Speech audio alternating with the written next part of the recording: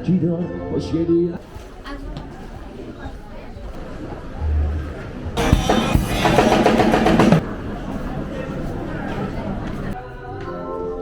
جورش دارم دشمنم همش میپاره مثل تو از سجیدار خوشگلی ازت میباره همون شبی که رفت شب شدم خورده واسه تو دلم یکم میشه شده شده.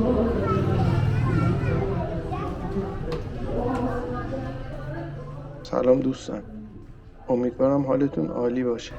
امروز اومدیم به بازار سنتی ستارخان که میشه گفت یکی از بزرگترین و جامع‌ترین بازارهای غرب تهران هست.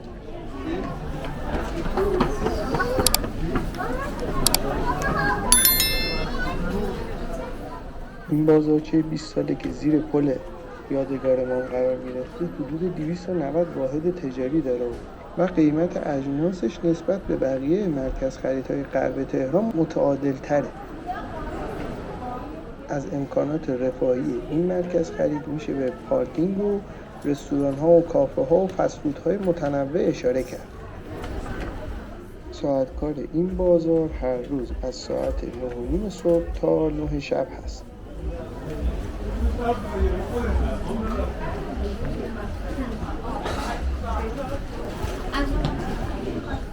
خب بریم قیمت بعضی از اجناس هم ببینیم. مثلا قیمت این شلوارا حدوداً 200,000 تومانه که میشه تقریباً $4.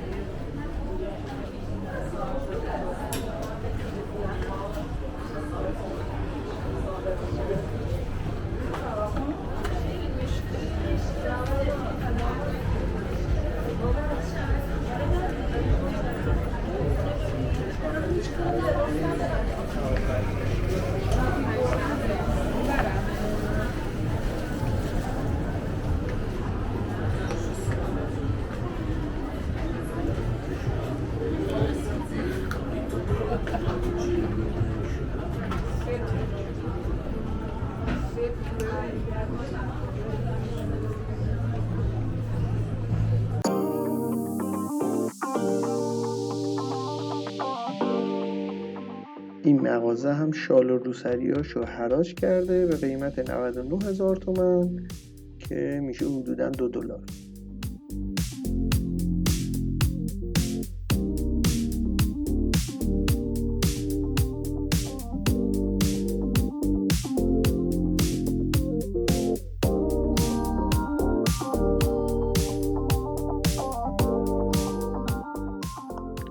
این تیشرت ها و هودی هم که میبینید قیمتش 260,000 تومان و 450,000 تومانه که میشه $5 و $9.